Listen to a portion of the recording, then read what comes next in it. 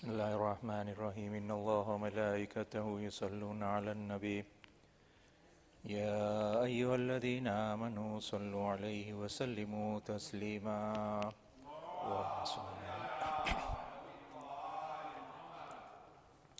أعوذ بالله من الشيطان الرجيم بسم الله الرحمن الرحيم تبارك الذي بيده الملك وهو على كل شيء قدير الذي خلق الموت والحياة ليبلوكم أيكم أحسن عملا وهو العزيز الغفور الذي خلق 7 سماوات طباقا ما ترى في خلق الرحمن من تفاوت فارجع البصر هل ترى من فتور ثم ارجع البصر كرتين ينقلب إليك البصر خاسئا وهو حسير ولقد زينا السماء الدنيا بمصابيها وجعلناها رجوما للشياطين وأعتدنا لهم عذاب السعير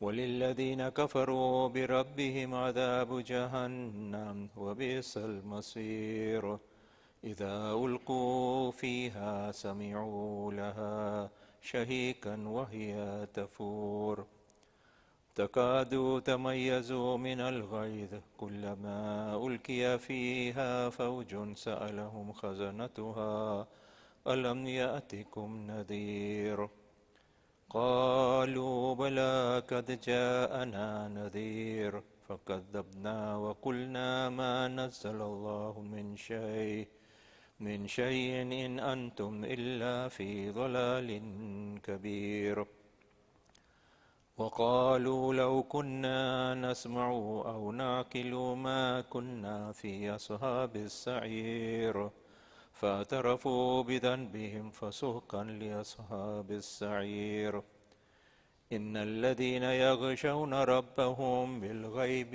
لهم مغفرة وأجر كبير وأسروا قولكم أو اجهروا به إنه عليم بذات الصدور ألا يعلم من خلق وهو اللطيف الخبير هو الذي جعل لكم الأرض ذلولا فامشوا في مناكبها وكلوا من رزقه وإليه النشور أأمنتم من في السماء أن يخسف بكم الأرض فإذا هي تمور أم أمنتم من في السماء أن يرسل عليكم حاصبا فستعلمون كيف نذير ولقد كذب الذين من قبلهم فكيف كان نكير أولم يروا إلى الطير فوقهم صافات ويكبدن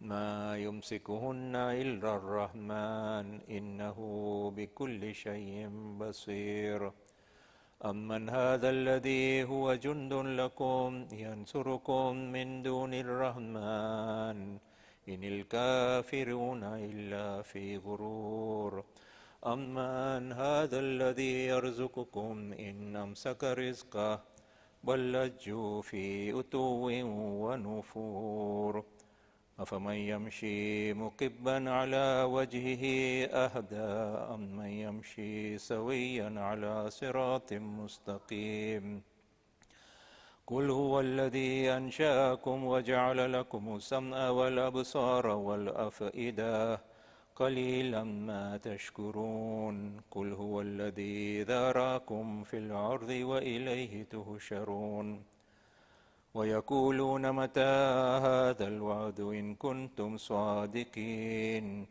قل إنما العلم عند الله وإنما أنا نذير مبين فلما رأوه زلفة سيئت وجوه الذين كفروا وقيل هذا الذي كنتم به تدعون قل أرأيتم إن أهلكني الله ومن معي أو رحمنا فمن يجير الكافرين من عذاب أليم قل هو الرحمن وآمنا به وعليه توكلنا فستعلمون من هو في ضلال مبين قل أرأيتم إن أصبح ماؤكم غورا فمن يأتيكم بماء معين صدق الله العلي العظيم.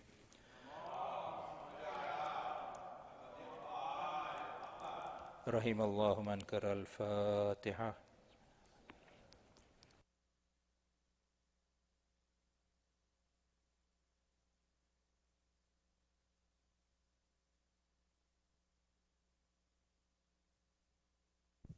Assalamu alaikum. Today we have the children's ages 5 to 12 workshop upstairs, inshallah. So they will get started in the next 5 to 10 minutes. You can use either of the staircase to go upstairs, inshallah. Muhammadin wa ali Muhammad, salawat.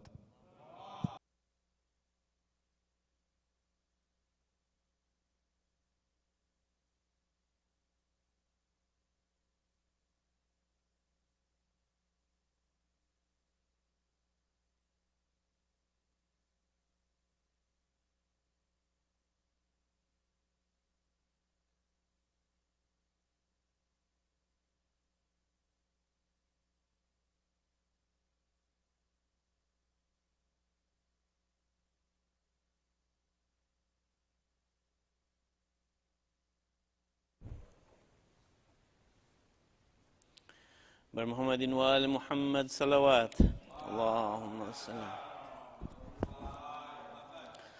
اللهم صل على محمد وآل محمد. بسم الله الرحمن الرحيم.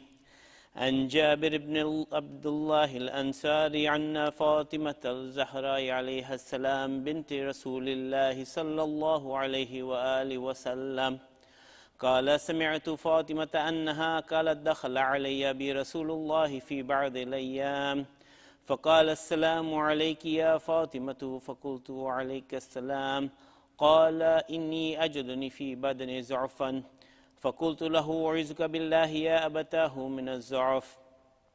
فقال يا فاطمة ائتيني بالكساء اليماني فغطيني به. فأتيته بالكساء اليماني فغطيته به وسرت أنظر إليه وإذا وجهه يتلالو كأنه البدر في ليلة تمامه وكماله.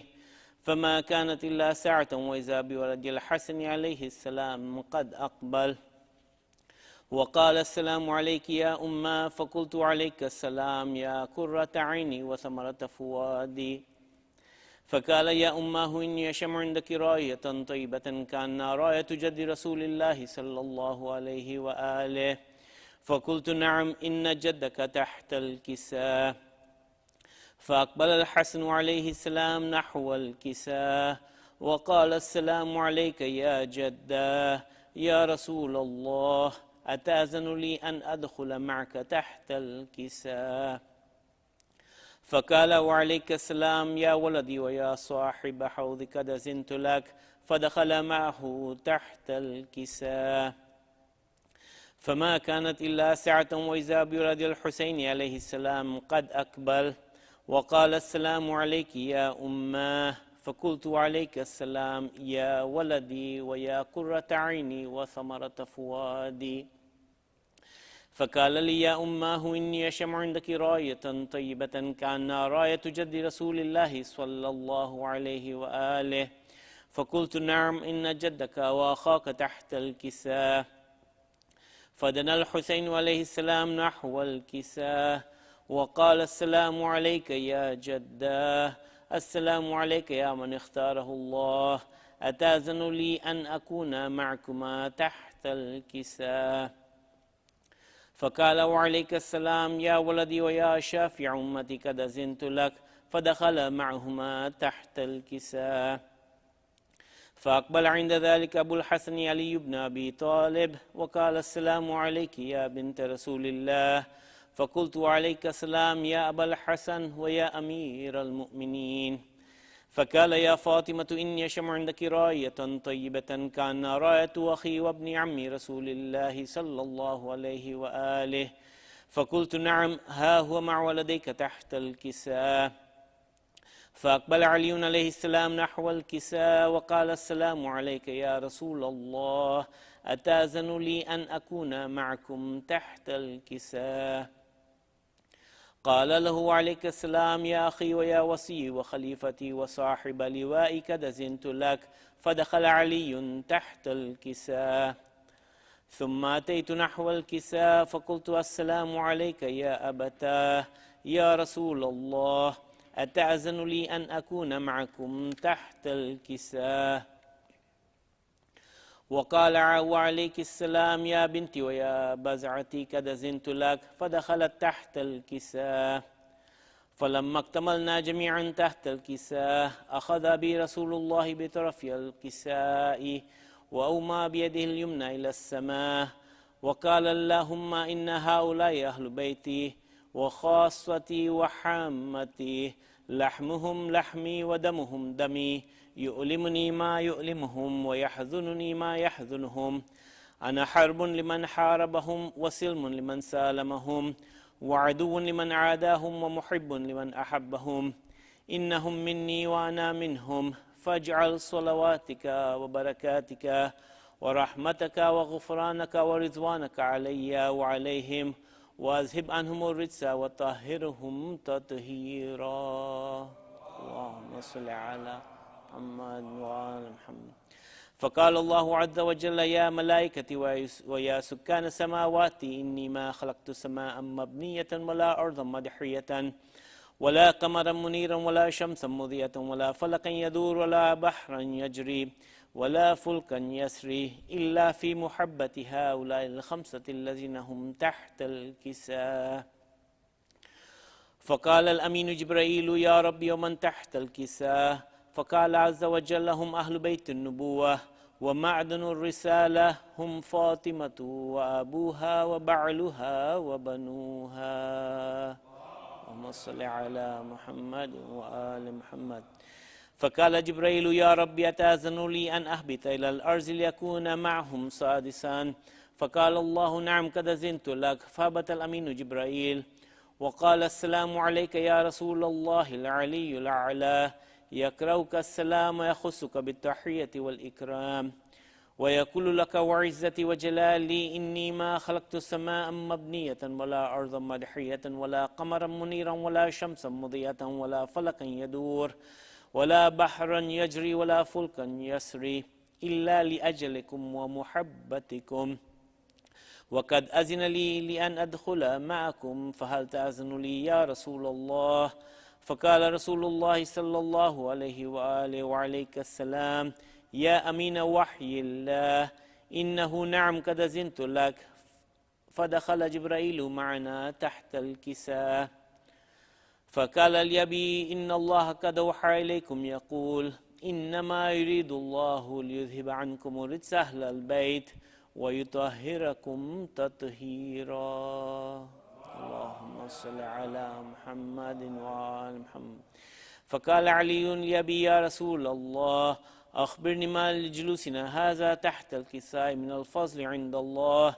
فقال النبي والذي بعثني بالحق نبيا واصطفاني بالرسالة نجيا ما ذكر خبرنا هذا في محفل من محافل أهل الأرض وفيه جمع من شيعتنا ومحبينا إلا ونزلت عليهم الرحمة وحفت بهم الملائكة واستغفرت لهم إلى أن يتفرقوا. فقال علي إذا الله فزنا وفاز شيعتنا ورب الكعبة. فقال النبي ثانيا يا علي والذي بعثني بالحق نبيا واصطفاني بالرسالة نجيا ما ذكر خبرنا هذا في محفل من محافل أهل الأرض وفيه جمع من شيعتنا ومحبينا وفيهم مهموم إلا وفرج الله همه ولا مغموم إلا وكشف الله غمه ولا طالب حاجة إلا وقضى الله حاجته. فقال علي عليه السلام إذا الله فزنا وسعدنا وكذلك شيعتنا فازوا وسعدوا في الدنيا والآخرة ورب الكعبة. اللهم صل على محمد وآل محمد. رحم الله من قرأ الفاتحة.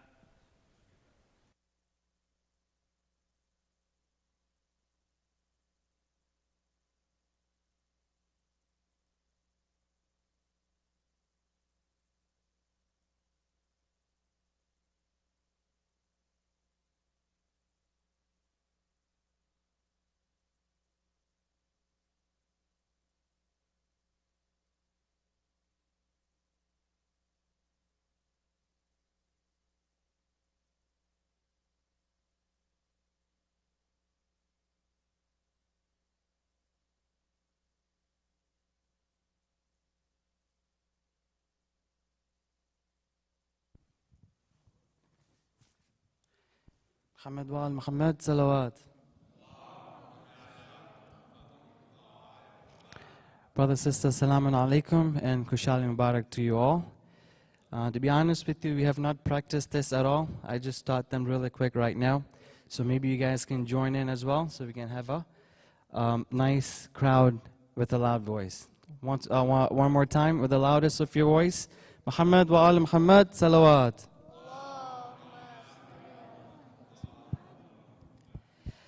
आप पर दुरूद और सलाम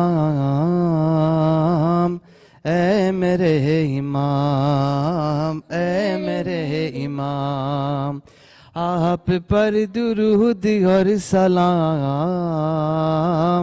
ऐ मेरे इमाम बस यही सदा है सुबह शाम ऐ मेरे इमाम ऐ मेरे इमाम आप पर दुरूद और सलाम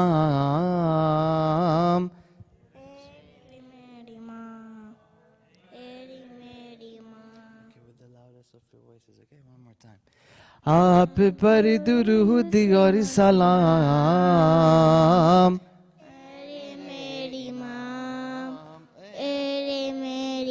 आप ही के आसरे पे जी रहे हैं हम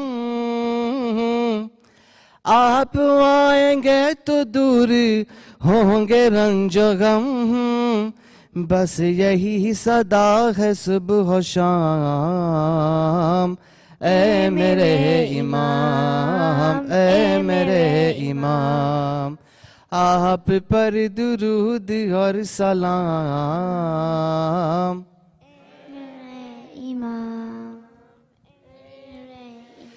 कर रहे हैं इसलिए ज़हूर की दुआ भी तेरी दीद का शरफ अता चाहे फिर हो जिंदगी तमाम ऐ मेरे इमाम ऐ मेरे इमाम आप पर दुरूद और सलाम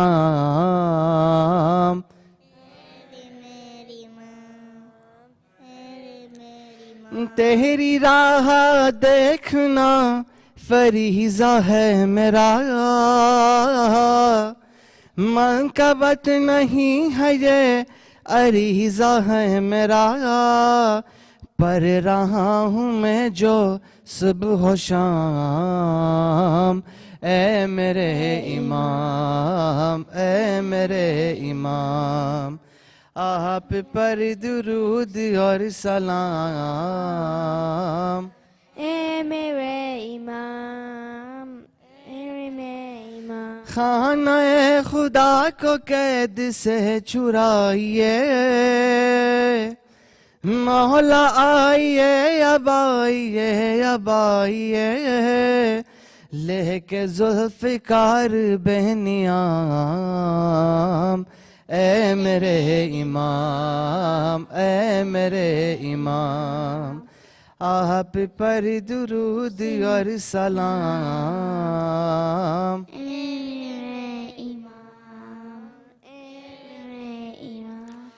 आ रहे हैं आप उड़ी रही है ये खबर सामरा की सिमत है लगी हुई नजर सज रहे हैं रास्ते तमाम ऐ मेरे इमाम ऐ मेरे इमाम आप पर दुरूद और सलाम ऐ मेरे इमाम ऐ मेरे तेरे नाम का है ये भी एक मौजिज़ा जिसने सिर्फ दिल से तेरा नाम ले लिया उसका बन गया हर एक काम ऐ मेरे इमाम ऐ मेरे इमाम आप पर दुरूद और सलाम ऐ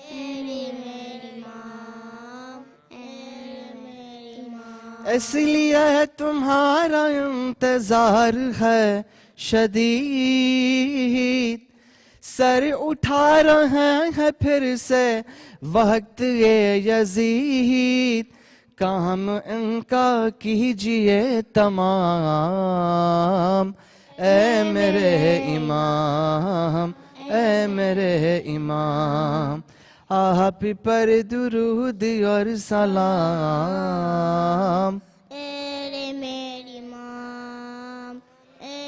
हाँ बस यही सदा है सुबह शाम,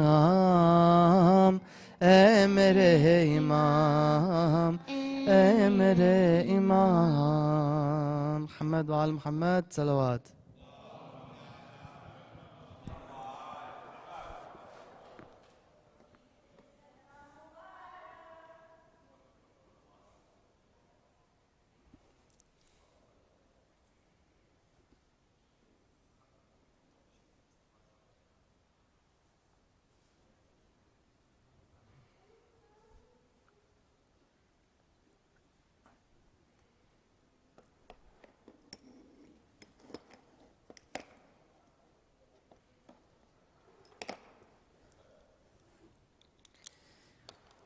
Dr.Sayed Shabbir Kirmani, respected elders, brothers and sisters, Assalamu alaikum. Wa alaikum assalam. Surah Fatiha is requested for the Isal Sawab of Marhumin listed on the screen, and for all Marhumin, Al-Fatiha.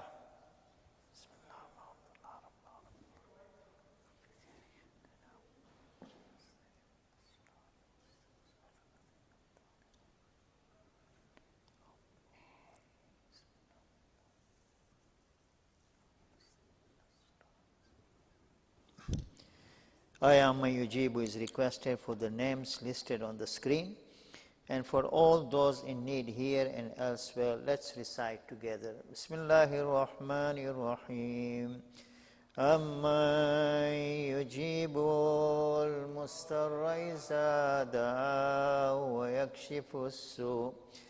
Amma yujibu al-mustarra iza da'a wa yakshifu as-su'. أَمَّنْ يُجِيبُ الْمُضْطَرَّ إِذَا دَعَاهُ وَيَكْشِفُ السُّوءَ أَمَّنْ يُجِيبُ الْمُضْطَرَّ إِذَا دَعَاهُ وَيَكْشِفُ السُّوءَ أَمَّنْ يُجِيبُ الْمُضْطَرَّ إِذَا دَعَاهُ وَيَكْشِفُ السُّوءَ. Family Wellness Program.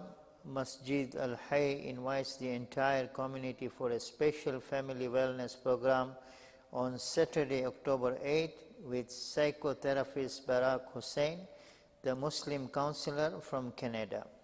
We will start the program at 8 p.m. with special guest Brother Mohsin Karmali, Director of Nasiha, a mental health hotline in North America, present free services that they offer the Muslim community at large.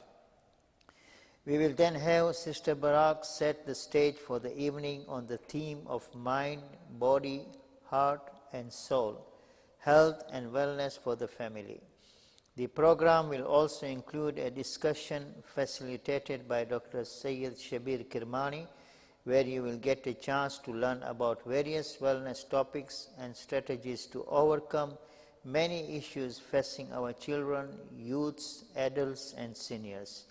Please RSVP at the link shown on the screen. Youth Baraza program. A Youth Baraza will also be held that night at 10 p.m. with Sister Barak. The fun event is open to youths ages 14 to 30 and will start with outdoor sports and games, after which there will be a discussion and Q&A session with the Muslim counselor. Please RSVP at 407-314-2941. Unity Ball Milad celebration. The Art Institute, in collaboration with Masjid al-Hayy Weekend Islamic School and Hayy Youth Committee, invite you to a morning of fun, food prizes and friendly competition at our bowling event. The event will take place on Sunday, October 16th from 9:45 a.m. to 12 p.m. at AMF Altamont Lands. The event is open to all community members and sports are limited, so be sure to register before the deadline on Thursday, October 13th. To register, please check out the email sent out on October 3rd, or you can go to the link on the screen. At this time, I would like to invite Dr. Kirmani to give tonight's lecture with loud salawat.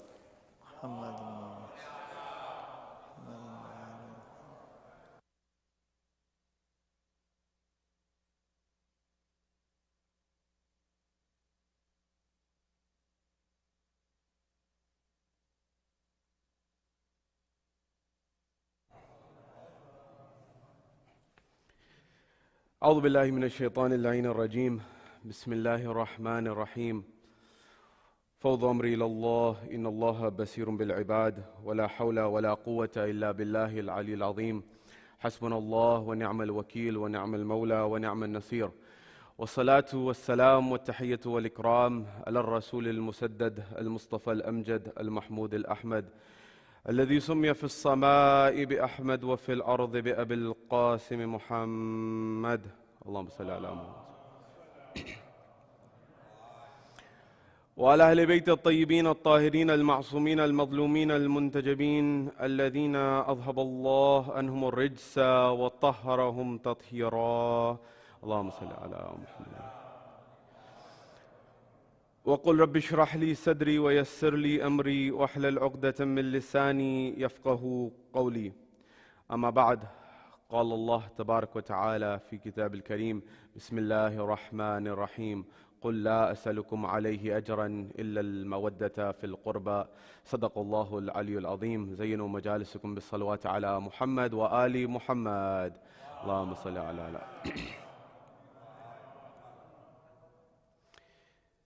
My dearest, respected elders, brothers and sisters, youngsters in Islam and Iman, here in Florida, across the globe, wherever you're hearing my voice, Salamun alaikum jami'an wa rahmatullahi wa barakatuh. Question, what is Eid al-Zahra? This momentous moment which marks, in one sense, the end of the Azab period, which of course can never end, but a moment for us as followers of the Ahlul Bayt to actually stop and celebrate, that is the lives of the Ahlul Bayt. What are the things that are attributed to this particular day? We'll cover that inshallah. In fact, how is it that this, at the second level, this day in particular is actually the triumph of truth? And it may be something that's beyond what you and I are thinking in terms of who and what we are commemorating here tonight. The next thing that I want to look at is who are those heroes of this movement that we have been commemorating for the last 2 months, and why is it important to keep their memory alive, and what benefit does it play in our lives, and how important is it in our lives, inshallah. And finally, we'll revive the hearts with the remembrance of the Ahlul Bayt here and wherever my voice is reaching, inshallah. This is our agenda for tonight. Wherever you are, in Florida or across the globe, wherever you're hearing my voice, from the bottom of your heart, send a salawat on Muhammad wa Ali Muhammad.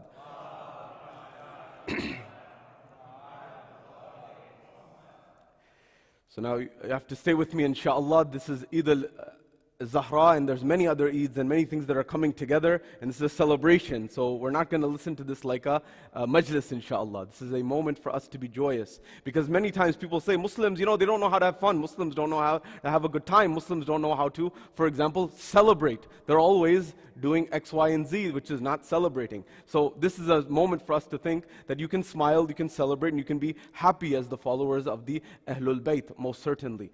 The first thing that we're looking at is what are we commemorating here? And this question often comes up every year on Eid al-Zahra, but the notion is, for example, it's also known as Eid al-Zahra, it's also known as, for example, Farhat al-Zahra, which is the Arabic version of the same thing, the day of the happiness of Zahra. It is also known as the day of Rafa al-Qalam. You'll find this also in the traditions, the day the pen is lifted. Pen is lifted meaning what? That the angels don't write or any of the negative deeds or actions that you may have done. I'm just telling you all the things that have been mentioned. I'm not telling you which one's reliable, which one's not, and what's the different opinions. They say for the Shi'as, there is no writing of the sins on that day. However, the ulama say, if you're a true Shia, you wouldn't be sinning anyways. So what's the meaning of, for example, the pen being lifted? I don't know if I'm Shia, you guys have to make your own decisions on that. Regardless, this is the third thing. The fourth thing is with respect to the Imam of our time and the relationship of this day to our present Imam, the 12th Imam. And also, what does it have to do with the movement of Karbala? So you will find the traditions, for example, that this is considered the coronation day of the Imam of our time. That is, the coronation day meaning what? This is where he comes to the rise of Imamat. And of course, Imamat is bila fasl, that is from one Imam to the next. And in fact, the Imam is born an Imam. However, there's no gap that the next day it happens and things of this nature. However, our scholars in the past have written that it's a symbolic gesture to say that Aza has ended. As you may know, especially many young people and many others alike tell me that when they go to the Lebanese community or the Iranian community or other communities sometimes, after Arba'in, they finish their Aza and they have marriages and they have all of these things. Typically from the subcontinent, that's not as normal. Is this necessarily bad? Not necessarily. Because in my speaking to some of the scholars, they said these letters were actually written many years ago from the subcontinent, Indian subcontinent, to the scholars in Najaf at the time, and they gave their istidlal that out of respect and a continuation and the connection that the people from the subcontinent have to the Ahlul Bayt, we extend the Aza up until the Shahadat of the 11th Imam, and we conclude it with the Imamat, first day of the Imamat of the 12th Imam, on the basis that he is the true one who is the true inheritor of this Aza of Sayyid al-Shuhada. That is, he's the one who is the true wasi of this movement. As you know and I know, we say in Ziyarat Warasa about Imam Hussein alayhi salam. But if you remember, on the day of 15th of Sha'ban, of the birth of our present Imam, we actually are invited and encouraged to recite the Ziyarat of the third Imam. Ya Allah, why are you asking me to recite the Ziyarah of the third Imam on the day of the 12th Imam? To remind you and I of the connection between these two personalities. That is Imam al-Hussein alayhi salam and Imam Mahdi. So it's something that is there, which is not necessarily, you may say, other communities are not doing it, but that doesn't necessarily mean it's outside the bounds of Islam. And it's something that we commemorate.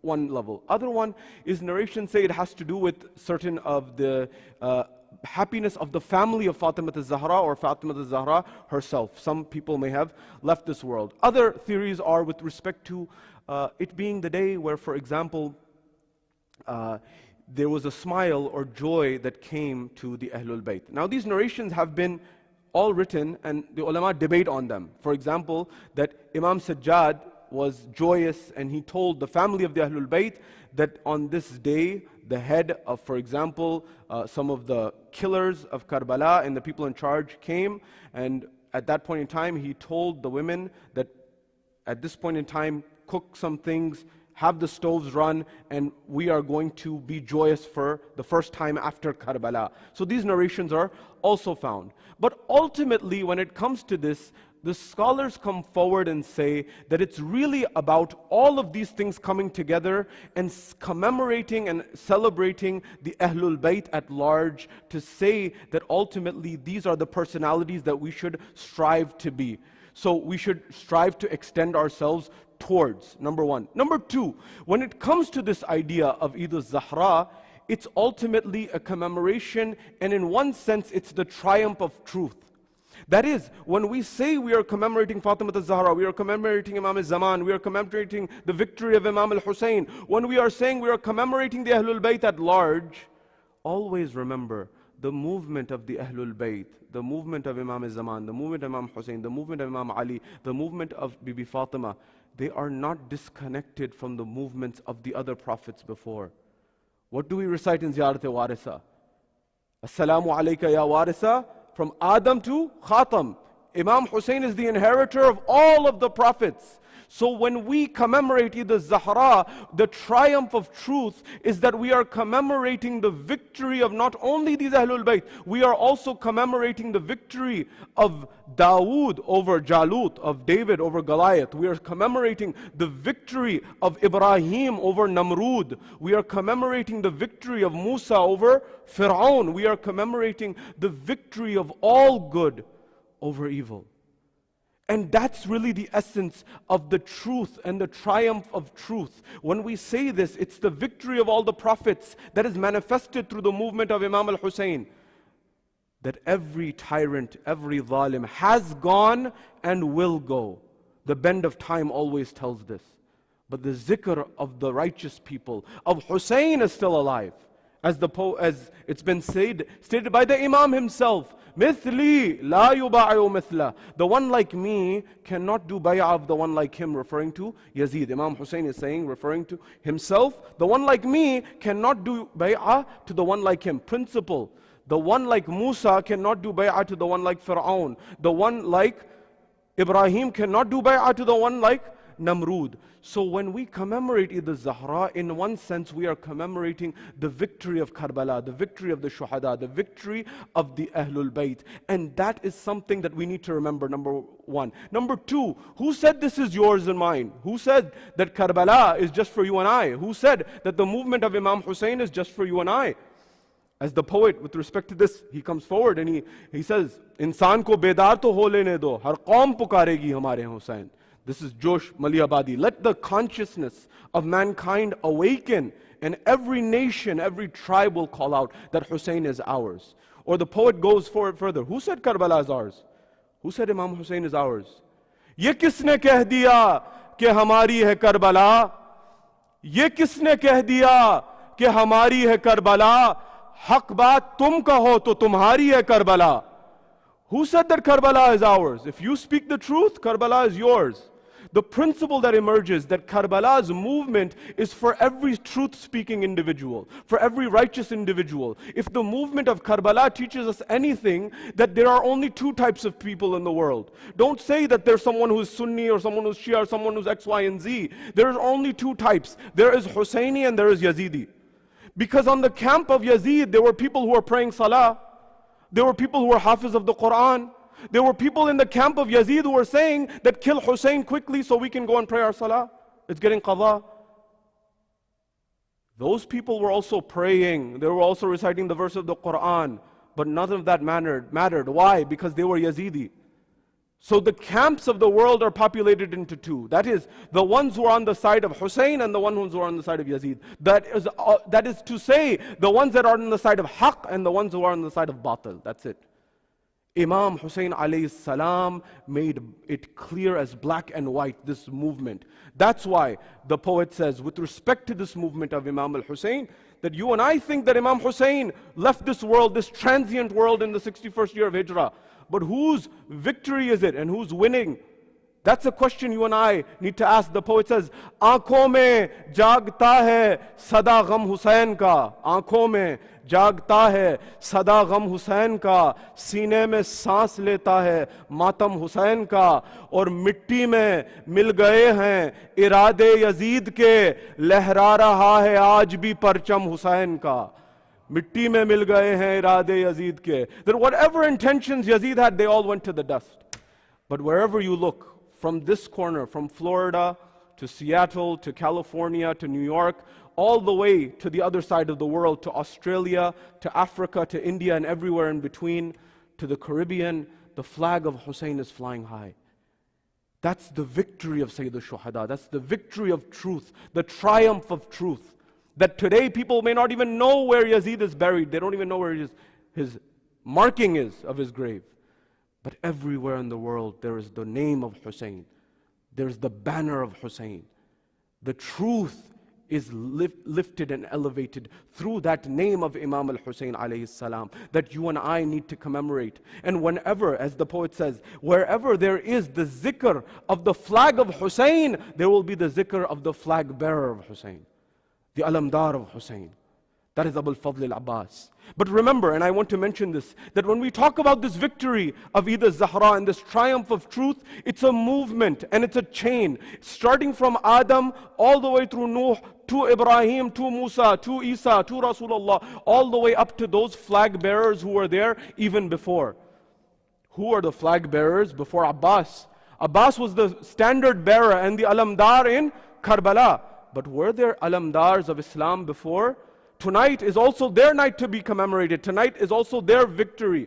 Who were those who were there, the flag bearers before? Before Karbala, there were flag bearers. Some of them who were literal flag bearers. They were literally holding the alam in the battlefield.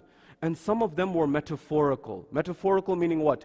They were the ones in the early days who were holding the metaphorical flag of Islam when there was no one to hold the flag of Islam. Who's the first flag bearer? Who's the first alamdar of the movement and the mission of Islam? If you want to know, the answer is the one who gave perhaps the most blood in Karbala, although they were not there in Karbala. Who? Number one, Abu Talib.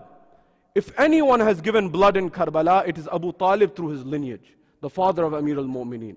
This individual was the first flag bearer, not necessarily on the battlefield literally, but Rasulullah himself says, the Holy Prophet, that when Abu Talib was alive, the Quraysh never troubled him. But as soon as he left this world, they troubled him like never before. Abu Talib was the shield that was protecting Rasulullah as much as possible through Allah subhanahu wa ta'ala. And while he was alive, the status and the position of Abu Talib was such. You want to know the iman of Abu Talib? Look at the actions of Abu Talib. You want to know the iman of Abu Talib? Look at the poetry of Abu Talib. The first person to write a qasida, a naat in honor of Rasulullah, is Abu Talib. You're asking, where's his kalma? The world asks, and the people ask, look, allow me, this is a night for us to commemorate those heroes. And if anyone has given blood through the lines, you will find it's Abu Talib through and through. All lines from the line of Imam Hussein, the most go back to Abu Talib. But what was Abu Talib's problem? What is his mistake? What is the issue that people had with him? Why couldn't the world accept that he was a follower of Islam? Why couldn't the world accept that he was the one who is on the righteous path? They accept Abu Sufyan, but they have a problem with Abu Talib, subhanallah, the father of Amir al-Mu'mineen. We didn't hear. We didn't hear. The answer comes forward that we never heard him say the kalima. La ilaha illallah. When it comes to this thing, they say, we didn't hear Abu Talib say the kalma. But when it came to this issue of fadak and their response, that Rasulullah, we heard Rasulullah say, the ma'shar al-anbiya, they do not leave inheritance. Where did you hear it? Oh, Rasulullah said it in our ear. He said in his ear. But when he said to someone's ear, you heard it from him saying and whispering in someone's ear. But when Abu Talib is through his actions shouting that I am a Muslim. There was one problem with Abu Talib. Abu Talib did one mistake. Yes. The poet answers this question. What was the mistake of Abu Talib? What was the khata of Abu Talib? What was the mistake? The poet in 2 lines captures all of history. You won't find this in the PhD books. He gives the answer right away. What is the thing that's boiling the blood of the world that they cannot tolerate Abu Talib? Bas is khata pe tujhe is jahan ne choda hai, ay Abu Talib. Bas is khata pe tujhe इस जहां ने छोड़ा है ए अबू तालिब बस इस खता पे तुझे इस जहां ने छोड़ा है कि तेरे लाल ने इनके बुतों को तोड़ा है. This was the jurm, this was the thing that they alleged. This is why Abu Talib was guilty. Why? Because his son Ali ibn Abi Talib destroyed the idols of the idolaters. He destroyed Haydar, Ya Ali, Ya Ali, Ya Ali. This was the jurm. Ya Ali, Ya Ali. This was what Abu Talib did. His son, he gave birth to the likes of the heroes that became the champions of Islam. His family were the champions. The first flag bearer, in the metaphorical sense, Abu Talib. Second, who? Hamza, the lion of Allah subhanahu wa ta'ala. The narrations say that Hamza, when the early days of Islam, he had not publicly declared his Islam. He would go out in the middle of the day and he would go hunting. When Hamza would go hunting, he would come back. As you know, Hamza was the younger brother of Hazrat Abdullah. That is the youngest uncle of Rasulullah and the youngest one. So he was a renowned champion and hunter and warrior. So he would go and do his hunting every day. And one day he's coming back. He's left Mecca. He's coming back to the city. And on the way, he's passing the Kaaba. And there's a lady by the entrance of the city. And she says, Hamza, are you going to do one of 2 things? Either are you going to join your nephew's faith or put him out of his misery? So what do you mean, either join his faith or put him out of his misery? He said, look, either join him, he's saying Islam, La ilaha illallah Muhammad, so join him, or put him out of his misery, meaning today Abu Jahl has disrespected him in the worst way. You know, Abu Jahl would throw intestine and these type. He would hurt Rasulullah a lot, trouble Rasulullah a lot. Hamza heard this. He said, really?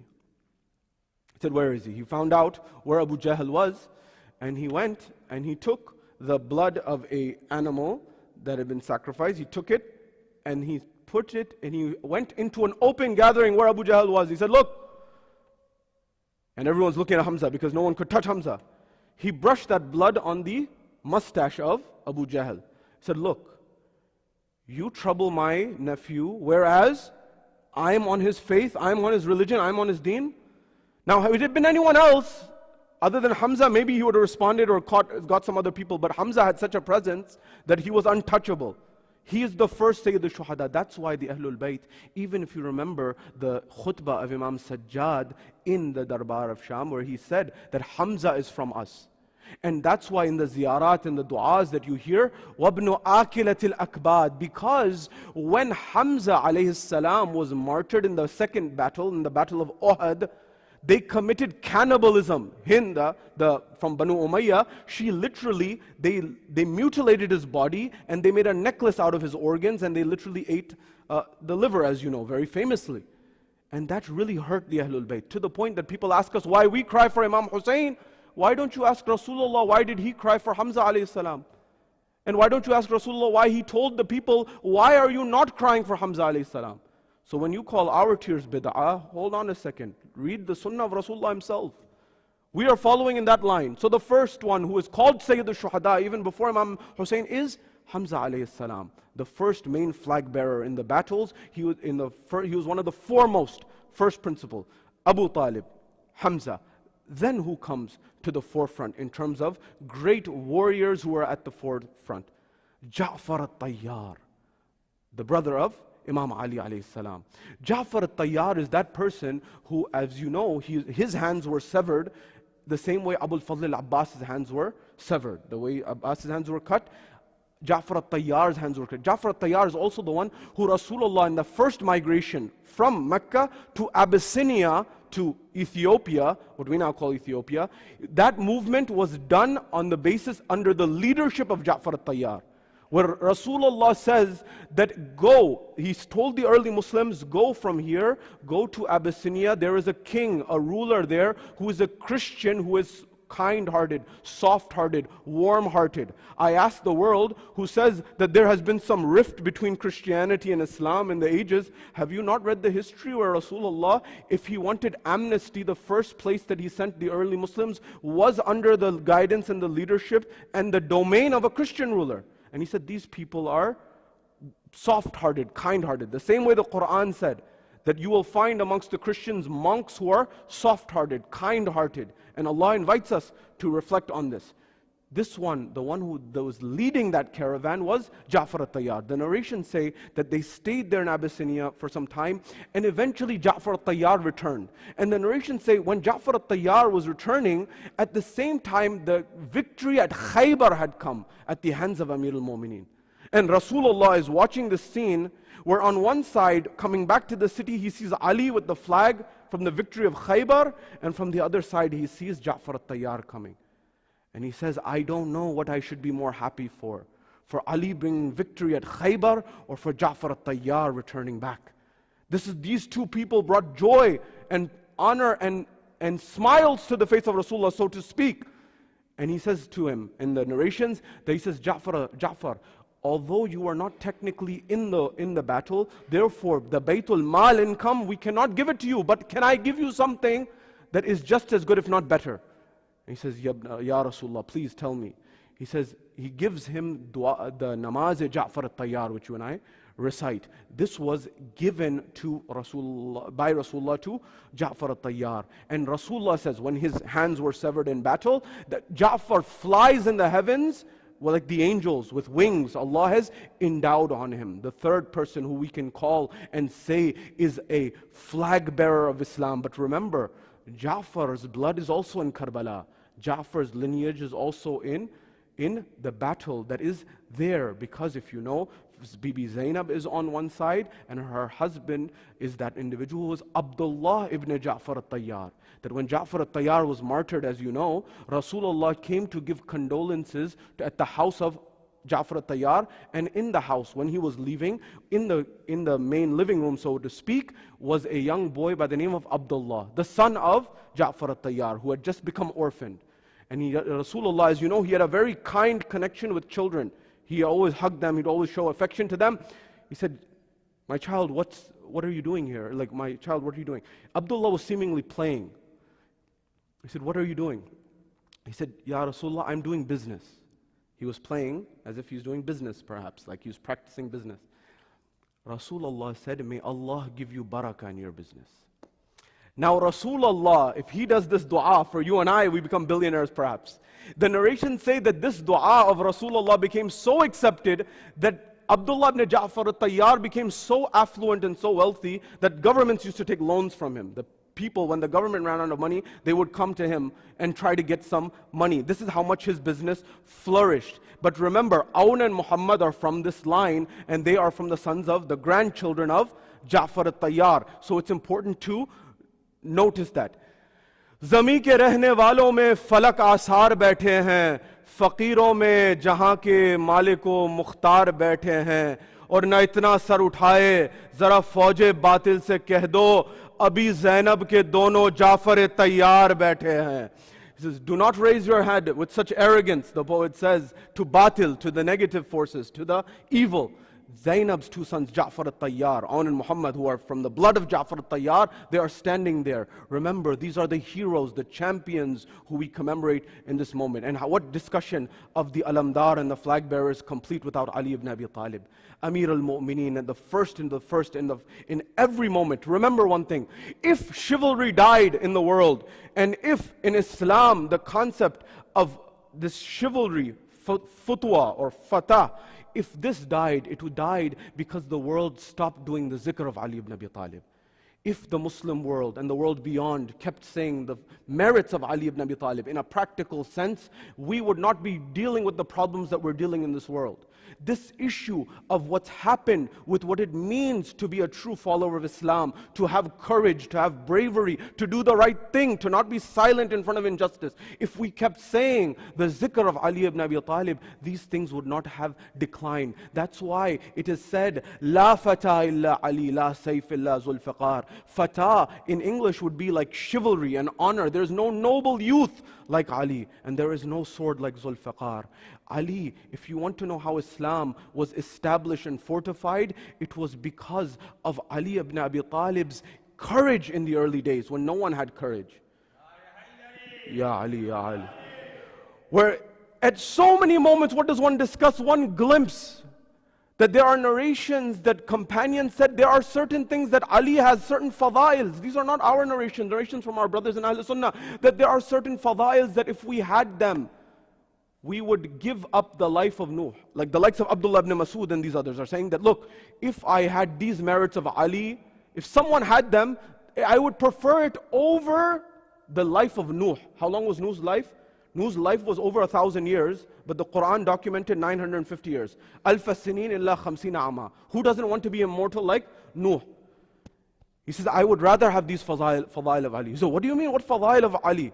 He says, the first fadila, 39 days in Khaybar, 40th day, everyone wanted the flag. Rasulullah said, لَأُتِيَنَّ الرَّايَةَ غَدًا رَجُلًا كَرَّارًا غَيْرَ فَرَّارٍ يُحِبُّ اللَّهُ وَرَسُولُهُ. He said, tomorrow I will give the flag to the one who is advancing, who is courageous, rajulan, he's a man, and he is advancing, not retreating. And he says the biggest sanad, he says that he loves Allah and His Messenger, and Allah and His Messenger love him. Everyone wanted to be that person. For 39 days, nobody had that. And the 40th day when Rasulullah said, look, tomorrow's the day. Everyone stayed up all night. They said, maybe it's us. Because they had a chance this time. Why? Because the narrations say that Ali ibn Abi Talib, Imam Ali, was not there physically in Khaybar at that time. So they said, Ali is out of the picture. Today we have a chance. But what did Rasulullah say? He said, whenever there was a difficult time on Islam, Nadi aliyya madhhar al-ajaib. He called on, he says, he recites Nadi Ali at that moment, and Ali ibn Abi Talib, they told Rasulullah, where's Ali? He says, Ali, they said, Ali is in Medina, he has his eye ailment, he can't be here. Rasulullah called on to him. And Rasulullah, the narrations say, he through ijaz, through karama, Amir al-Mu'mineen came and Rasulullah took some of his blessed saliva and he brushed it on the eye of Amir al-Mu'mineen. Amir al-Mu'mineen said, I never saw as clear after that once Rasulullah had blessed me in this way. So when you and I in the world comes forward and say, this is not the Ali, where did you get it? Baba, don't ask me, ask Rasulullah. I'm not reciting this out of my own pocket. Kabhi Adam, kabhi Musa ne pukara tujhko, Khizr ne aur Zakariya ne pukara tujhko, kabhi Yusha, kabhi Isa ne pukara tujhko, khud nabiyon ke bhi Aqa ne pukara tujhko, sar pa aafat ho to tasbih jali padhte hain, sar pa aafat ho to tasbih jali padhte hain, hum to kya sare nabi naade Ali padhte hain. Hum to kya sare nabi naade Ali padhte hain. Who are you and I? The prophets are the ones who are reciting naade Ali. Read the works of the ulama in this regard. Don't take my word for it. Amir al-Mu'mineen, his courage, his valor, his knowledge, his merits need to be remembered over and over again so we embody those traits in our lives.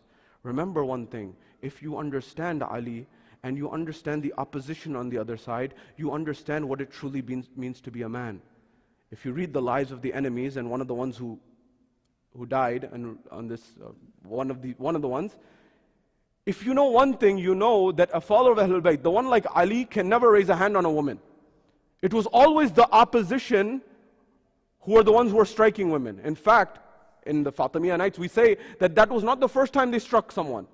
So when we look at Imam Ali, we're not only looking at his courage, his valor, his bravery, we're also looking at his nobility, his chivalry, his integrity, his honesty of looking after others and not being the cause of abuse. Whereas other people, not my words, historians' words, that the first person they beat was their own sister. History, read the pages of history. The first person they beat was X, Y, and Z. Anyways, just know one thing. Abuse is not from the path of the Ahlul Bayt. It's maybe somebody else's path. And when it comes to this, what zikr and what discussion of Alamdar is complete without the zikr of Abul Fadl al-Abbas? Abbas is that nobility. You know what's amazing about Abbas? Every culture I've been to, in every lecture I've recited, in every part of the world, you go to India, you go to Europe, you go to America, and the different types of communities within every region. You go to the Iranian community, the Arab community, the African community, the Indian community, the Pakistani community, the X, Y, and Z community. Everyone makes Abbas their own. And they see Abbas in a way that if there was a man, it would be Abbas. And they have an image, the Iranians have an image, this was an Iranian man, the Arabs, that this is an Arab man, people of whatever. Because Abbas, he's symbolic of the greatest height and attributes of a human being. Of nobility, of courage. Not only the physical courage that he showed in Siffin and the battles during the time of Imam Ali, he was the one who was the most advanced and the most courageous. But also that courage of Abbas to be able to withstand and to withdraw and to have control over his nafs. مُطِيعٌ لِلَّهِ وَلِرَسُولِهِ. He did absolute ita'at to the Imam of his time. The Imam told him to be patient, and he was patient. Remember, the prerequisite to sabr, to patience, is knowledge. Before you have patience, you need knowledge. Meaning that the level of ma'rifah and knowledge of Abbas is too high. Because his sabr is that high. Why? What's the dalil and proof? What did Khizr say to Musa in Surah Kahf? He said, you will not have patience. And Allah told Musa, find someone with more knowledge than you. And the person with more knowledge, who is Khizr, is saying, you won't have patience. Meaning patience is necessary. If you have patience, you know that the person has knowledge. Abbas showed this at the highest level. Sakhi Hussain ke Abbas ka hai ye roza, darakht mangne aate hain is jagah saya, yahi chamakta hai aakar har ek aina, aur dayare babul hawaij hai Faiz का चश्मा, और बड़े बड़ों का मुकद्दर संवरते देखा है, बड़े बड़ों का मुकद्दर संवरते देखा है, और समंदरों को यहाँ मश्क भरते देखा है. Allahu Akbar. The poet says that this is Abbas's shrine, Abbas's roza, that we have seen the big ones, and believe me, in my experiences, people who yesterday maybe they were nothing, through Allah and the tawassul of Abbas, they became big things. That people here I saw the oceans, the poet says, the oceans gathering water in a mashk. Abbas is that ocean that we may not be able to fathom. Another time in Abbas, nonetheless. But remember, at the same time, where there is chivalry and nobility, and I mentioned this the other night, don't believe in false dilemmas. I'm all for women's rights, I'm all for our sisters' rights, and I'm also for making sure their voice is heard. But that doesn't mean at the same time that the men should just step back and not do anything. That is, it's a hand-in-hand task that everyone comes together with. It doesn't mean that if I'm pro-women, then I'm anti-men. Or if I'm pro-men, I'm anti-women. Where did this thinking come from? Anyways, we are the ones who are the followers of where we have Rasulullah, where we have Abu Talib, where we have Hamza, where we have Jafar al-Tayyar, where we have Amir al-Mu'minin, where we have Abbas. At the same time, we have this line that continues the same way the line of the prophets continues. The line of Asiya and the victory of Asiya continues. The victory of the likes of Maryam continues. The victory of Khadija salamullahi alayha continues. The victory of Fatima al-Zahra continues in this Eid al-Zahra. And the victory of Zainab continues. What am I to say about Fatima al-Zahra? Her position is too high. The poet says, Kahan main aur kahan madho sanaye Fatima Zehra salamullahi alayha. Jo kuch keh loon to ye bhi hai ataye Fatima Zehra salamullahi alayha. What am I going to say about the fadail of Fatima al-Zahra? In fact, he says, whatever I'm able to say, that is because of the endowment of Fatima al-Zahra. But further than this, the line that Imam Askari, who we commemorated last night, it encapsulates everything with respect to the position of Fatima al-Zahra. Where the Imam is attributed to have said, we are a hujjah on the people. And our grandmother Fatima al-Zahra is a hujjah on us. The ulama are even baffled. What does this mean? Like, what is the depth and the level of what is being said? Because the Ahlul Bayt are not ones to exaggerate. Why is it important to keep these? Why is it to commemorate? Sometimes people ask, why do you need to exalt these personalities? It's not necessarily about exalting the personality. It's exalting the traits that these personalities had so we can embody it in our life. If we see nobility, if we see justice, if we see courage, if we see righteousness, if we see haqq, we know that. That's why Rasulullah said, nobody else in history. You know, people say, for example, oh, that person's on that side, this person's on this side, but this person's a good person, how are they on that side? Remember, the only person in history that Rasulullah says, that no, don't judge truth by who's on which side. But the only one, Rasulullah says, Allahumma adril haqqa haythuma dara Ali. Oh Allah, turn justice wherever Ali is. Meaning wherever Ali is, that is where justice is. No one else, Rasulullah said, that wherever, oh justice, you turn to Ali, because you can know one thing, Ali will never be on the side of injustice. Not possible. So wherever there is this line, there is also the line that continues of Fatima al-Zahra and Zainab salamullahi alayha. And it's something that Zainab, words cannot encapsulate. There's so many lines that are coming to mind with respect to Zainab, where the poet says, for example, Mushkilon mein bajaye Naade Ali, main to leta hu naam Zainab ka. Isn't it true? That Naade Ali has its place and its position. But when you're in a difficult time, just Zainab's name gives you power and courage. Remember, Zainab's courage is above any gender. We sometimes say, oh, Fatima al-Zahra only for women, Imam Ali only for men, or Zainab only for women. Oh, who said that? Fatima al-Zahra's knowledge, Zainab salamullahi alayha's knowledge. Does knowledge have a gender? Does courage have a gender? The courage of Fatima al-Zahra, the courage of Zainab was much more than many of the men who were there at the time. They didn't have the audacity. This was the courage of Zainab, where she turned the darbar of Sham upside down. This is the maqam and the prestige and the valor of this great lady. So when it comes to this, we should take this on board in our communities to try to understand the principles of how women can be in prominent positions in the community, their voice can be heard. It doesn't always only have to be in a women's subcommittee. Maybe they can be on in some regular capacity also. And these are lessons for us to learn from both sides. And I'm sure that there's things that we can learn together. But remember, the movement of Karbala is not complete without Zainab, salamullahi alayha. And what she represented. She was the messenger of Karbala. Imam Hussein left this transient world in the physical form on the plains of Karbala. But when it came to the propagation and the message and making sure that that message is heard throughout the world, it was Zainab. In fact, the narrations say that Zainab, salamullahi alayha, and as I'm drawing to a conclusion here, there's a few different places where the ulama say she could be buried. One they say is in Sham, which is the famous one. Some scholars say maybe it's in Medina, and some even say in Cairo in Egypt. And the reason for the Cairo, Egypt one is, they say that the head of Imam Hussein alayhi salam was paraded throughout the belt by Yazid, throughout the Arab world, throughout the empire. And it ended up in Cairo, and Bibi Zainab may have gone to Cairo to get that. In Cairo till this day, there's the Masjid Imam Hussein. It's a huge one there. And till this day, some people make this argument. Many people say predominantly it's in Sham, but also there's a theory maybe in Medina as well. We don't know. But the idea is, look, 3 shrines, 10 shrines, 100 shrines, however many shrines, it's 2 less for Zainab. Zainab's name is much bigger because of what she embodies as a human being, as a person of courage in the most difficult times. Do you know what's the most important trait in life? According to Harvard and Princeton, some of these UPenn, grit, G-R-I-T. They studied people in leadership, in military, in business, in politics, in every field, and they found that if there's one trait that is common, it is this word, grit, G-R-I-T. It means perseverance over a long time, not giving up. And if anyone symbolizes not giving up, if anyone symbolizes courage and valor in the highest form, it is Sayyidah Zainab. Sallu ala Muhammad wa ali Muhammad. Allahumma salli.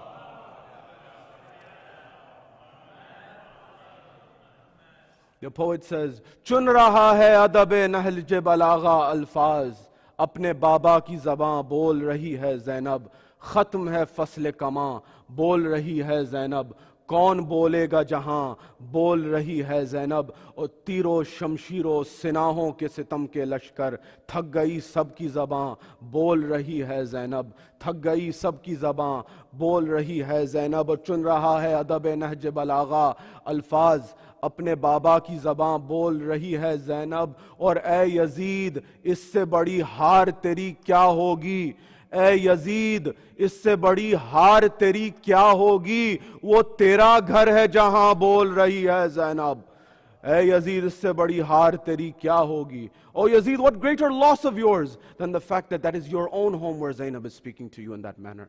That's the courage of Zainab, and no conversation is complete without Imam Sajjad. This Imam who was the height of courage. We sometimes call this Imam Bimar Imam, Lachar Imam. And although there's truth that the Imam was Bimar and he was ill, definitely, but we sometimes should not get it twisted that this Imam is one of the most courageous. And he turns the world upside down. The poet says, आए हैं अभी शाम का दरबार उलटकर, आए हैं अभी शाम का दरबार उलटकर, अब आबिद बीमार को बीमार न कहना. The poet says, he has just come back from toppling the Darbar of Sham with his khutbah, with his speech, with his rhetoric, with the strength of his oration. Don't call Abid Bimar, don't call him the ill one anymore. He's the height of courage. And a poet says another line which is amazing and it baffles the mind with respect to this position, with respect to the Imam. He says, वो जा रहा है उजालों का काफिला लेकर, वो जा रहा है उजालों का काफिला लेकर, सो अब तो शाम में भरपूर रोशनी होगी, और बढ़ा गया मेरी तौकीर कैसा कैदी था, बढ़ा गया मेरी तौकीर कैसा कैदी था, कभी कभी तो ये जंजीर सोचती होगी. The poet says that he raised my status, my prestige, my honor. Who's saying this? The zanjir, the shackles that are on Sayyid al-Sajjad. Nobody asked about shackles before Imam Sajjad, that position. And the final line with respect to Imam Sajjad, the poet encapsulates everything. That moment where he turned the court upside down in the bazaar, in the darbar of Yazid, where he told Yazid and he looked him in the eye and he told the people in front. And he said, I'm the son of Hamza, I'm the grandson of Hamza, I'm the grandson of Jafar al-Tayyar, and from us is this, and from us is that, and from us is Ali, until the point that he says, from our line is Hussein, Imam al-Hussein, Hussein ibn Ali, who laid on the plains of Karbala for 3 days. The enemy's court began to cry, to the point that Yazid had to call for the azan to be recited. And the poet says, Baab-e azmat mein tere, ye hai dalil-e roshan, tera dushman bhi tere haq mein bayan deta hai, to bauklahat तेरे खुतबों के सबब थी सज्जाद, वरना काफिर भी कहीं हुक्म अज़ां देता है. Says he was shaking because of the strength of your speech, O Sajjad. Otherwise, I've never seen a kafir call for the azan to be recited. How did you shake him so much that he needed to do that? This was that position. But remember, wherever there is the zikr of Ali and there's the zikr of Ali ibn al-Hussein, there must be the zikr of Hossein ibn Ali, that encapsulates all of it. The poet says, Ruh azan hai baap, to beta namaz di. Masjid Ali ki hai to musalla Hussain ka. Masjid Ali ki hai to musalla Hussain ka. Jagir kibriya hui taqsim is tarha. Jagir kibriya hui taqsim is tarha. Kaaba Ali ka arsh mualla Hussain ka. Poet says the estate of God was distributed in this way, that the Kaaba is of Ali, because Ali was born in the Kaaba, and the Arsh is Mu'alla, and the Arsh is of Hussein, because as you know, Arsh of Allah is Mu'alla and Karbala is Mu'alla, elevated. That is the thing, something that you and I need to reflect. But the true one who is the Waris and the Wasi, who captures from Adam to Khatam, is the Imam of our time, and Imam Hussein's movement. All of the movements are encapsulated in the movement of Imam al-Zaman, and our biggest dua is that Allah subhanahu wa ta'ala hastens that reappearance of that Imam. As the poet encapsulates, my final lines, and I'm concluding everything here. The poet says, "Eh baagh-e askari ke muqaddas tareen phool, eh kaaba-e furu-e nazar qibla-e usool, aa humse kar khiraj dil-o jaan kabhi wusool, और तेरे बगैर हमको क़यामत नहीं कबूल। दुनिया न मालो ज़र न विज़ारत के वास्ते, दुनिया न मालो ज़र न विज़ारत के वास्ते, हम जी रहे हैं तेरी ज़ियारत के वास्ते। दुनिया न मालो ज़र, not for this dunya, not for wealth, not for money, not for some position and office. We are only alive, O Ibn Zahra, O Imam Zaman, so we can do your ziyarah, so we can see you. We ask Allah subhanahu wa ta'ala to bless this gathering. We ask Allah subhanahu wa ta'ala to allow us to learn from the victory of the honest and the truthful ones, the triumph of truth. We ask Allah subhanahu wa ta'ala that the same way that perhaps happiness and joy and a smile came to the family of Rasulullah, the family of Fatima al-Zahra, the family of Imam Sajjad, the family of Imam Hussein, that through our actions, through our way and our demeanor, we bring happiness to the life of the Imam of our time. We bring a smile to the Imam of our time through our actions and how we behave with our families, our loved ones, and our communities. Ya Allah, we ask by the barakah of the Ahlul Bayt, alleviate the suffering and the difficulties of those who may be suffering through financial, health, or any other hardships. And Ya Allah, ultimately, the main dua, hasten the reappearance of Imam Sahib al-Zaman and allow us to be amongst his companions when he returns. Wa akhiru da'wana and alhamdulillah rabbil alameen. Sallu ala Muhammad wa ali Muhammad.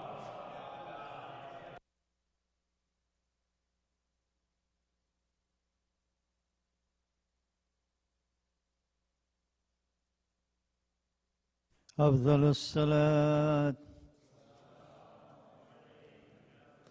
محمد وآل محمد.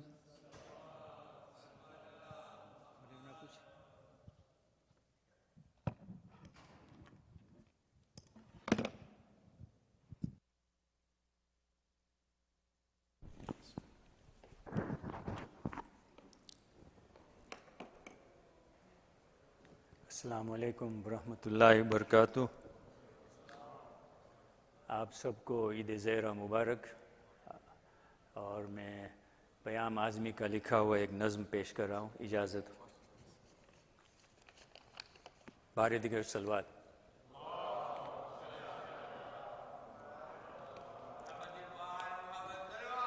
अल्लाहुम्मा सल्लि अला मुहम्मद व आलि। एक रोज़ एक साहिबे ज़ुल्फ़े दराज ने, एक रोज़ एक साहिबे ज़ुल्फ़े दराज ने, या तो फिर कहने दीजिए, एक रोज़ एक साहिबे रीशे दराज ने हमसे कहा कि कब ये सुखनबर की बात है, आता नहीं है ज़िक्र रसूले खुदा तुम्हें, बस फातिमा का ज़िक्र है, हैदर की बात है। तो मैंने कहा कि ज़िक्र रसूले खुदा करूं, कहने लगे कि हाँ यही जौहर की बात है। तो मैंने किया जो दावत अव्वल का तज़किरा, नबी की बात सुनना चाहते थे। मैंने किया जो दावत अव्वल का तज़किरा, मैंने किया जो दावत अव्वल का तज़किरा, बोले हटाओ इसमें तो हैदर की बात है। या अली, तो मैंने कहा जिहाद पैगंबर करूं बयां, मैंने कहा जिहाद पैगंबर करूं बयां, खंदक का जिक्र है कहीं खैबर की बात है, घबरा के बोले और कोई तज़किरा करो, इसमें तो साफ ज़ैग़ में दावर की बात है। तो मैंने सुनाया आया तत्हीर का नुज़ूल, मैंने सुनाया आया तत्हीर का नुज़ूल, मैंने सुनाया आया तत्हीर का नुज़ूल, बोले कि घर में रहने दो ये घर की बात है। तो मैंने नबी की बुत शिकनी का किया जो जिक्र, मैंने नबी के बुत शिकनी का किया जो जिक्र, ये कह के ये तो खाना ये दावर की बात है। तो कहने लगे कि दुखती हुई रग न छेरिए, पाए अली यो दोष पैगंबर की बात है। तो मैंने सुनाया जब शबे हिजरत का वाक़या, मैंने सुनाया जब शबे हिजरत का वाक़या, मैंने सुनाया जब शबे हिजरत का वाक़या, बोले कि ये रसूल के बिस्तर की बात है। तो मैंने नबी के आखिरी हज का किया जो जिक्र, नबी की बात सुनना चाहते थे। मैंने नबी के आखिरी हज का किया जो जिक्र, मैंने नबी की आखिरी हज का किया जो जिक्र, बोले कि ये गदीर के मिंबर की बात है। तवज्जो चाहता हूँ। तो मैंने कहा कि जिक्र नबी किस तरह करूं, मैंने कहा कि जिक्र नबी किस तरह करूं, मैंने कहा कि जिक्र नबी किस तरह करूं, अहमद की बात में हैदर की बात है, अहमद की बात में हैदर की बात है। या अली, तो पूछा कि जिक्र औरों का आता नहीं है क्यों, पूछा कि जिक्र औरों का आता नहीं है क्यों, पूछा कि जिक्र औरों का आता नहीं है क्यों, मैंने कहा कि ये तो मुक़द्दर की बात है, मैंने कहा कि ये तो मुक़द्दर की बात है। सलवात पढ़िए।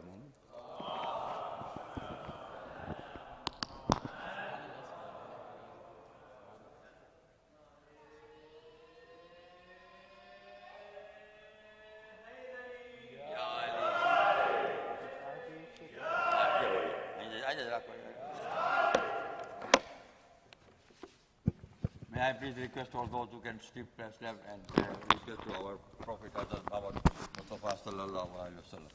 Ya Nabi salam alaikum, Ya Ali salam alaikum, Hasanin wa Fatima par salawatullahi alaikum. Ya Nabi salam alaikum, Ya Rasul salam alaikum, Ya Habib salam alaikum, صلوات الله عليكم. لبریز जिसका सीना از शौक हैदरी है वो उसका रोज मशहर चूमाए अनवरी है.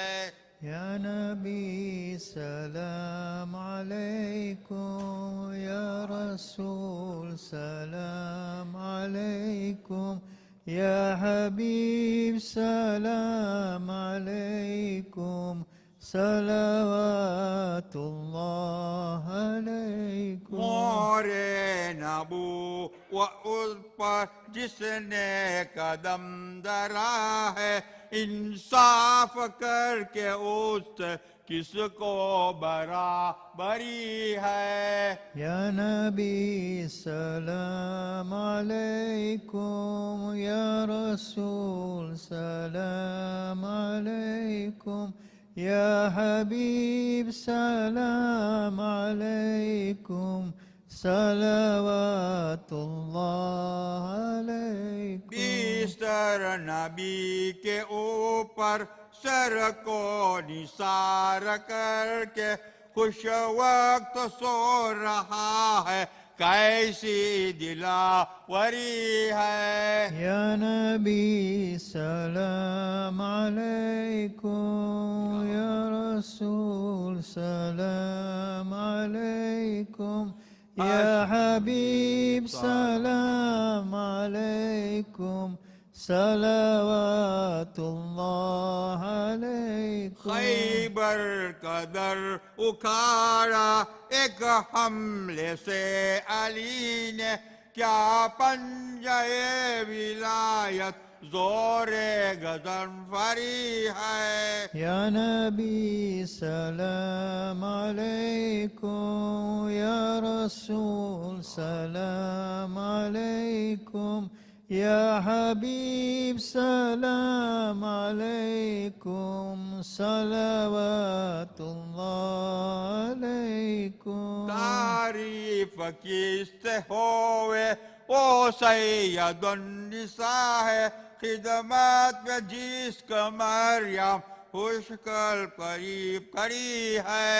يا نبي سلام عليكم، يا رسول سلام عليكم، يا حبيب سلام عليكم، صلوات الله عليكم.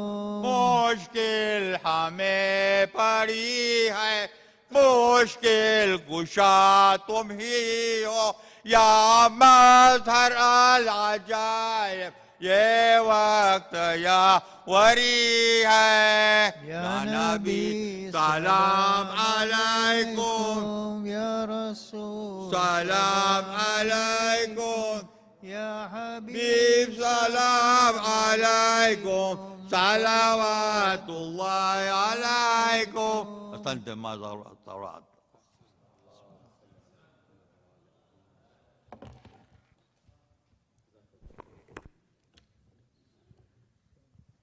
بسم الله الرحمن الرحيم. السلام عليك يا رسول الله، السلام عليك يا أمير المؤمنين، السلام عليك يا فاطمة الزهراء، السلام عليك يا خديجة الكبرى، السلام عليك يا حسن المجتبى، السلام عليك يا أبا عبد الله الحسين، والأرواح التي حلت بفنائك، عليك مني سلام الله أبدا ما بكيت وبكى الليل والنهار، ولا يجعله الله أهلكت مني زيارتكم. السلام على الحسين وعلى علي بن الحسين وعلى أولاد الحسين وعلى أصحاب الحسين وعلى التسعة المعصومين من ذريتك، علي بن الحسين ومحمد بن علي وجعفر بن محمد وموسى بن جعفر وعلي بن موسى محمد بن علي وعلي بن محمد الحسن بن علي والحسن بن الحسن، أجل الله فرجه، سهل الله مهرجه وظهوره. والسلام عليكم ورحمة الله وبركاته. بسم الله الرحمن الرحيم. اللهم كل وليك الحجة بن الحسن صلواتك عليه وعلى آبائه في هذه الساعة وفي كل ساعة وليا وحافظا وقائدا وناصرا ودليلا وعينا حتى تسكنه أرضك طوعا وتمتع فيها طويلا برحمتك يا أرحم الراحمين.